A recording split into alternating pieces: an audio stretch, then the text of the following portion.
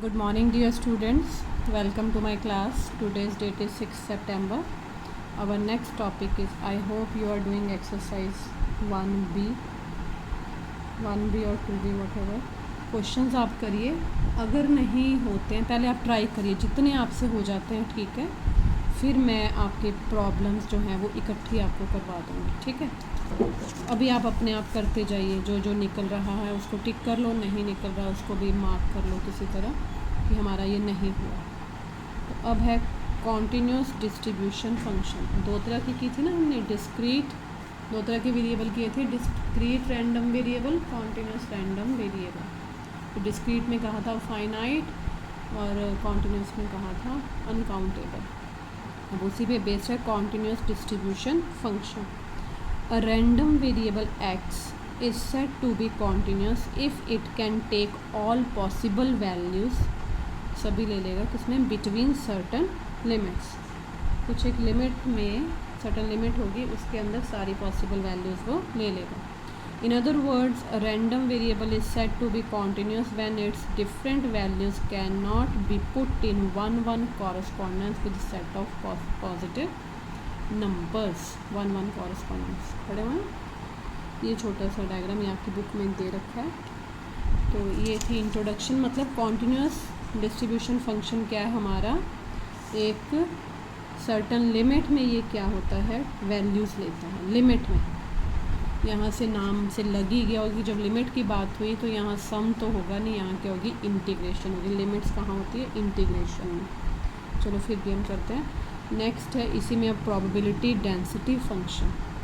वहाँ किया था प्रोबेबिलिटी डेंसिटी फंक्शन, वो समेशन में था, अब यहाँ लिमिट्स में आएगा तो क्या है, the probability density function F x of a continuous random variable x is defined as f(x) limit delta x approaches to 0, probability x less than or equal to capital X, किसी limit, ये क्या है, x plus delta x divided by, ऐसी definition आपने की हुई है, where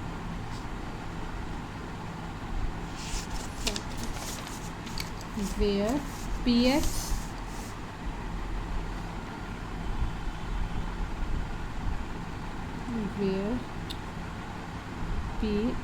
less than or equal to capital X less than or equal to x plus delta x. Delta x is nothing but small distance x to delta plus x.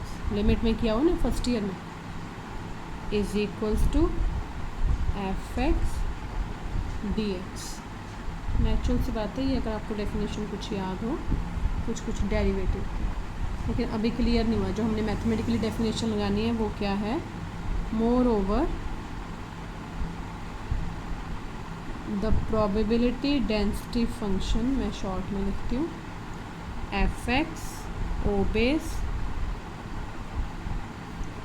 Following properties. क्या है वो, number 1 F x, ये तो पता ही है हमें, probability है तो ये हमेशा क्या होती है, पॉजिटिव या ज़ीरो। नंबर 2, ये वहाँ भी यही था डिस्क्रीट में भी, नंबर 2 वहाँ था समेशन 1 होता है, कंपेयर करना, देखो यहाँ क्या होगा, इंटरवल में सर्टन लिमिट बोला ना, सर्टन इंटरवल में एफ एक्स डी एक्स की वैल्यू क्या होगी, 1 होगी। Number 3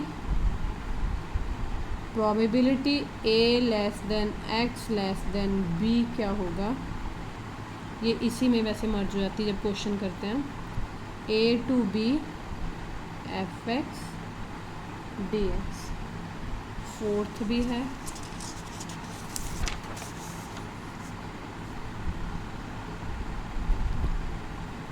for any event probability of E क्या हो जाएगी, एट ई आपको वहाँ क्वेश्चन में अकॉर्डिंगली दे रखा होगा, पर ध्यान रहे ये वेल डिफाइंड होनी चाहिए। आपको पता प्रोबेबिलिटी कभी इन्फिनिटी नहीं होती, मालूम है, इज़ वेल डिफाइंड। अब आपकी बुक में एक एग्ज़ाम्पल दे रखा है, मैं उसको वेस्ट नहीं करूँगी टाइम कि मैं एग्ज़ाम्पल करवाऊँ, मैं सीधा क्वेश्चन करवाऊँगी, पर पहले थोड़ी एक दो डेफिनेशन हम और कर लेते हैं, ठीक है। वो है कॉन्टिन्यूस डिस्ट्रीब्यूशन फंक्शन, वहाँ भी किया था, यहाँ भी करेंगे। कॉन्टिन्यूस डिस्ट्रीब्यूशन फंक्शन क्या है, वहाँ समेशन में किया था या इंटीग्रेशन में होगा, बस ये फ़र्क है। If x is a continuous random variable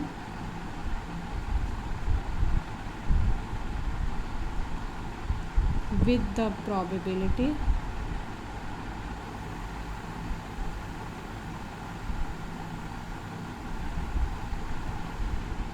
distribution function fx, then the function capital fx। Capital fx क्या होगा, small fx and capital fx में फ़र्क देखो ना। fx is probability distribution, small f is probability distribution function, और capital f क्या होगा, simply distribution function और कुमुलेटिव डिस्ट्रीब्यूशन फंक्शन। मैं आपको पहले भी बताया, दोबारा बता रही हूँ, इस चीज़ में फ़र्क देख लेना। वो क्या होगा, probability x less than equal to x, यहाँ क्या है, वहाँ समेशन में होती थी, यहाँ फिर इंटरवल में, वही चीज़ है fx।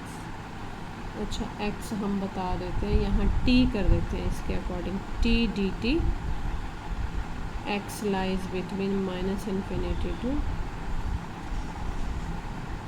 t जानबूझ के किया क्योंकि ये x है, फिर ये t जब इंटरवल ले अपनी सॉल्व होके इन्फिनिटी टू इन्फिनिटी वैल्यूज़ लेगा तो वो fx is called distribution function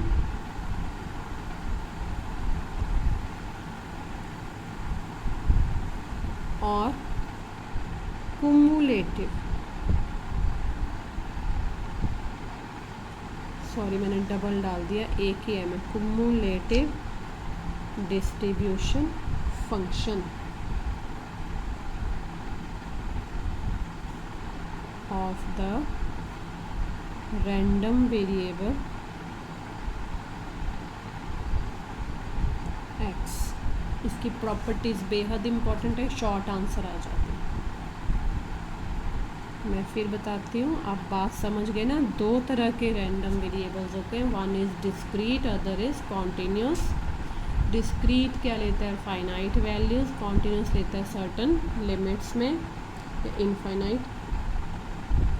उसी को हमने अलग अलग, उन दोनों के अपने अलग अलग प्रोबेबिलिटी डेंसिटी फंक्शन होंगे। डिस्क्रीट में समेशन और इतना भी ध्यान रख लो, और कॉन्टीन्यूस में इंटीग्रेशन। तो प्रॉपर्टीज़ क्या हैं, नंबर 1 वही, ये तो सबको पता है तो अल्टीमेटली प्रोबेबिलिटी है, किसके बीच में लाई करेंगे, 0 एंड 1 के बीच में, x lies between minus infinity to infinity. ये सेकंड प्रॉपर्टी बहुत इंटरेस्टिंग है। क्या f डैश x किसके इक्वल है, d by d x of F x के, तो हमें भी मालूम है, लेकिन ये किसके इक्वल होगा, स्मॉल एफ एक्स के, मुझे या दिस इज़ ग्रेटर देन और इक्वल टू 0। ये हमने पहले भी किया, पर ये चीज़ नहीं है। कैपिटल एफ डैश एक्स क्या होगा, स्मॉल एफ एक्स के, क्या लिखेंगे, दैट इज़, ये ग्रेटर देन इक्वल टू 0 है ना, तो कौन सा फंक्शन आया, F x is a non decreasing. ये बुक में भी दिया, मैं बोल सकती थी पढ़ने को, लेकिन इंपॉर्टेंट प्रॉपर्टी है इसलिए लिखवा रही हूँ, decreasing function of x. Number 4, f of minus infinity limit x tends to minus infinity f x, ये भी वहाँ की हुई है, x tends to minus infinity to x f T D t. ये वैल्यू क्या आएगी, देखो ये एक्स यहाँ डल जाएगा माइनस इन्फिनिटी, वैल्यू कितनी आ जाएगी 0। एंड इसी में एफ ऑफ प्लस इन्फिनिटी, वैसे हम प्लस लिखते नहीं है पर यहाँ बताने के लिए क्योंकि यहाँ माइनस है तो यहाँ प्लस है, limit x tends to, plus में मैंने लिखा नहीं, f x limit x tends to infinity minus infinity to x f T D t. ये क्या हो जाएगा माइनस इन्फिनिटी टू इन्फिनिटी, इसकी वैल्यू कितनी आएगी 1, ये वहाँ भी 0 1 थी। अब है हमारे पास number 5, F X is a continuous function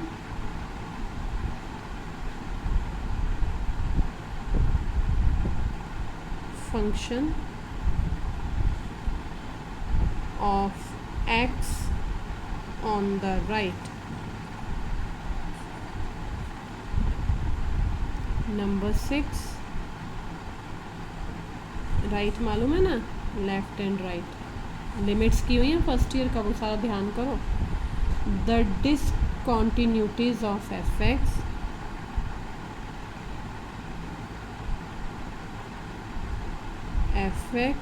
are at the most countable।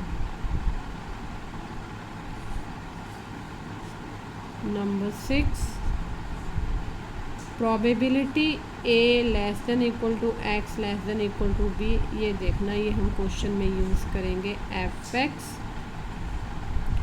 मतलब आपने इंटीग्रेशन देखा ना, ब्रेक हो जाती है limits, minus infinity to B F x D x minus infinity to ए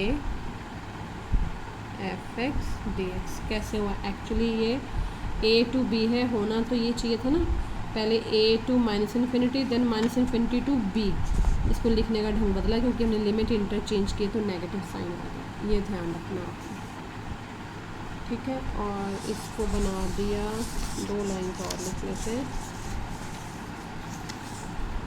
ये हो गया नंबर 15।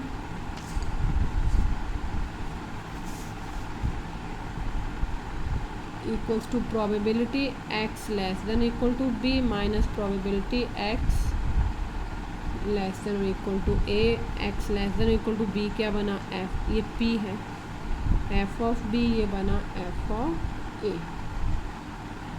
ठीक है। नंबर 7, या एक चीज़ और, एंड प्रोबेबिलिटी, वो इक्वालिटी में था, ये इनइक्वालिटी में आ गया, A less than x less than B क्या हुआ, शॉर्ट में लिखवा दूँ इसको, A to B F T D T. अभी प्रॉपर्टीज़ तो काफ़ी है, या एक चलो लास्ट कर लेते हैं, बाकी देखते हैं। नंबर 7, आई थिंक 7 ये, F dash x D by d x of F x, ये क्या है एफ एक्स, तो किया हमने, पर इसने इम्प्लाई क्या किया, डी ऑफ एफ एक्स किसके इक्वल है, minus F x D x, ठीक है। चलिए इतना करते हैं, बाकी कल करेंगे। Thank you very much. बस मैं ये कहूँगी, आप क्वेश्चंस उस एक्सरसाइज में 28 के करीब हैं, जो होता जा रहा है उसको टिक करते जाइए, और जो नहीं हो रहा उसको एकदम से नहीं बोलना कि मेरा 1 नहीं हुआ 2 नहीं हुआ, पहले पूरी एक्सरसाइज आप ट्राई करिए, फिर नहीं होगा मैं करवाऊँगा। Thank you very much, have a nice day.